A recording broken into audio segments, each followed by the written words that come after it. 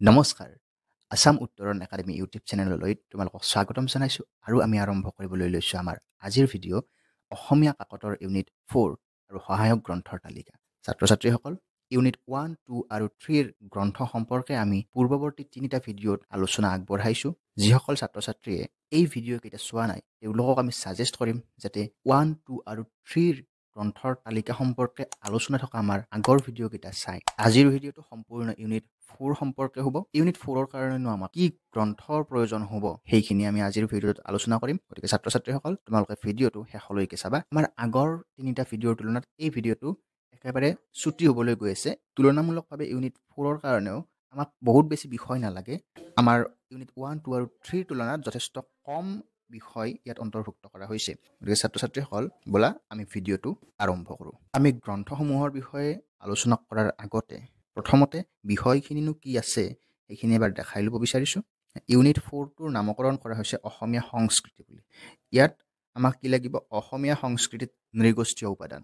অৰ্থাৎ তোমালোকে জানিবাই নৃগোষ্ঠীয় উপাদান মানেনো কি। অসমীয়া সংস্কৃতিত মংগোলীয়, অষ্ট্ৰিক, দ্ৰাবিড়ীয় এনেকুৱা ধৰণৰ নৃগোষ্ঠীয় সংস্কৃতিবোৰৰ পৰা কি কিনো উপাদান আহিছে, কি উপাদান আহি আমাৰ অসমীয়া সংস্কৃতিটোক চহকী কৰিছে, এনেকুৱা বিষয়বোৰ তাত লাগিব। তাৰ পাছত লাগিব শংকৰী সংস্কৃতি, গীত, নৃত্য, বাদ্য, অভিনয়। শংকৰী সংস্কৃতি বুলি ক'লে আৰু বেলেগকৈ ব্যাখ্যা কৰিব নালাগে। বৰগীত, গীতৰ ভিতৰত বৰগীতখিনি, নৃত্যৰ ভিতৰত সত্ৰীয় নৃত্য বুলি যাক জানো, বাদ্যৰ ভিতৰত খোলতাল আদি এইবোৰ সম্পৰ্কে এইখিনি বিষয় আমাক লাগিব। আহোম যুগৰ সংস্কৃতি, উৎসৱ, অনুষ্ঠান, সাজপাৰ আৰু অলংকাৰ, স্থাপত্য ভাস্কৰ্য। আহোম যুগৰ যিখন সমাজ আছিল সেই সমাজখনৰ যিখিনি সংস্কৃতি, সেই আহোম যুগৰ সমাজখনত অসমীয়া মানুহৰ সাজপাৰ, অলংকাৰ, উৎসৱ পাৰ্বণ, স্থাপত্য ভাস্কৰ্য এই সম্পৰ্কে এইখিনিত লাগিব। অসমীয়া সংস্কৃতিত ইছলামীয় উপাদান, ইছলামীয় সংস্কৃতিৰ পৰা আমাৰ সংস্কৃতিলৈ কি কি উপাদান আহিছে সেইখিনি লাগিব। অসমীয়া সংস্কৃতিৰ বিৱৰ্তন, অসমীয়া সংস্কৃতিৰ বিৱৰ্তন মানে আদিৰ পৰা এতিয়ালৈ অসমীয়া সংস্কৃতিটোৰ এই যাত্ৰাকালত কি ধৰণে ক্ৰম পৰিৱৰ্তন ঘটিছে অসমীয়া সংস্কৃতিটোৰ, তেনেকুৱা বিষয়খিনি লাগিব। এইখিনি হৈছে বিষয়। এতিয়া বোলা আমি গ্ৰন্থসমূহৰ নামবোৰ তোমালোকক কৈ যাওঁ আৰু দেখাই যাওঁ। ইয়াৰ কাৰণে আমাক প্ৰথমতে লাগিব অসমৰ সংস্কৃতি, ডক্টৰ লীলা গগৈ ছাৰৰ। এই গ্ৰন্থখন একেবাৰে হেণ্ডবুক ধৰণৰ এই ইউনিটটোৰ কাৰণে। এই গ্ৰন্থখন তোমালোকে একদম খৰচী মাৰি চাব লাগিব। তাৰপাছত ডক্টৰ বিৰিঞ্চি কুমাৰ বৰুৱা ছাৰৰ অসমীয়া ভাষা আৰু সংস্কৃতি। এই গ্ৰন্থখনত ভাষা এটা বেলেগ ছেগমেণ্ট আছে, সংস্কৃতি এটা বেলেগ ছেগমেণ্ট হিচাপে আলোচনা আছে। আমাক তাৰে সংস্কৃতিখিনি লাগিব। সংস্কৃতিৰ আলোচনা থকা ইউনিটটো তোমালোকে চাই ল'বা। ইয়াৰ কাৰণে ভাষাৰ ইউনিটৰ কাৰণে এই গ্ৰন্থখন প্ৰয়োজনীয় হৈ পৰে। গতিকে এই গ্ৰন্থখনত দুয়োটা ইউনিটেই প্ৰয়োজনীয়। সংস্কৃতিখিনিৰ কাৰণে কেৱল সংস্কৃতিখিনি চাবা আৰু ভাষাৰ কাৰণে কেৱল ভাষাখিনি চাবা। গতিকে দুয়োটা বিষয়ে আমাক লাগিব নেটৰ কাৰণে, দুয়োটা বিষয়ে এই গ্ৰন্থখনত পাই যাবা। তাৰপাছত উপেন ৰাভা হাকাচাম ছাৰৰ বৰ অসমৰ বৰ্ণিল সংস্কৃতি, এইখন চাব লাগিব। এইখন তুলনামূলকভাৱে আমাৰ নেটৰ চিলেবাছৰ কাৰণে কম প্ৰয়োজনীয় বুলি মই ক'ম।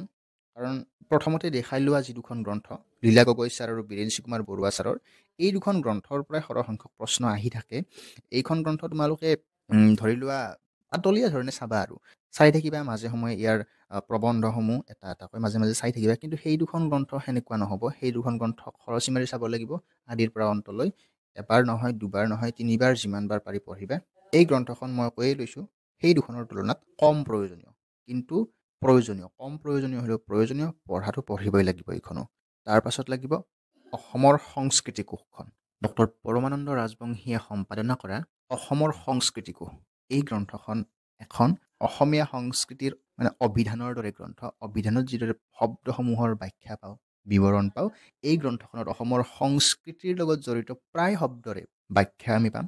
সেই শব্দটো কি বুজাইছে, কিবা উৎসৱ নে, কিবা সাজপাৰ নে, কিবা অলংকাৰ নে, কিবা খোৱা বস্তু, সকলো কথা এই অসমৰ সংস্কৃতি কোষখন পঢ়িলে আমি পাই যাম। তোমালোকে এই গ্ৰন্থখনো চাব লাগিব। এই গ্ৰন্থখন একমাত্ৰ এই ইউনিটটোৰ কাৰণে নহয়, ইয়াৰ পাছৰ 5 নম্বৰ যিটো ইউনিট আছে অসমৰ নৃগোষ্ঠীয় আৰু জনগোষ্ঠীয় সংস্কৃতি, এই ইউনিটটোৰ কাৰণেও এই গ্ৰন্থখন প্ৰয়োজনীয় হ'ব। ছাত্ৰ ছাত্ৰীসকল এই 4 নম্বৰ ইউনিটৰ কাৰণে এই 4খন গ্ৰন্থ চালেই হৈ যাব। আজিৰ ভিডিঅ'টোত আলোচনা কৰিবলগীয়া গ্ৰন্থ একেখনেই আছিল। ছাত্ৰ ছাত্ৰীসকল আমি নেট সম্পৰ্কীয় আলোচনা আগবঢ়াই আছোঁ। ইয়াৰ আগৰ ভিডিঅ'টো আমি স্লেটৰ নটিফিকেশ্যনৰ কথা আলোচনা কৰিছিলোঁ, এক্সাম ডেট সম্পৰ্কে আলোচনা কৰিছিলোঁ। স্লেটৰ বিষয়েও আমি আমাৰ ভিডিঅ'টোত আলোচনা আগবঢ়াম। আৰু নেট স্লেট দুয়োটা পৰীক্ষাৰ কাৰণে যিহেতু চিলেবাছ একে, স্লেটৰ প্ৰিপাৰেশ্যন কৰি থকা কেণ্ডিডেটখিনিও ইউনিট সম্পৰ্কীয় আমাৰ ভিডিঅ'খিনিৰ পৰা নিশ্চয়কৈ উপকৃত হ'ব। আৰু আমি প্ৰস্তুতি কৰি আছোঁ CTET সম্পৰ্কীয় আলোচনাৰ কাৰণেও। CTETৰ প্ৰিভিয়াছ ইয়াৰ কুৱেশ্যন পেপাৰো আমি ইয়াত আলোচনা কৰিম। তোমালোকক আমি ৰিকুৱেষ্ট কৰিছোঁ আমাৰ চেনেলটো ছাবস্ক্ৰাইব কৰি ৰাখিবা। পৰৱৰ্তী সকলো আপডেট বিষয় সম্পৰ্কীয় আলোচনা আমি আমাৰ চেনেলত আলোচনা কৰিম। আমাৰ ডিছক্ৰিপশ্যনত আমাৰ ছ'চিয়েল মিডিয়াৰ সকলো লিংক দিয়া আছে। Telegram channel, WhatsApp channel, Facebook page আৰু আমাৰ ৱেবছাইট, য'ত তোমালোকে ফ্ৰী ইবুক পঢ়িবলৈ পাবা।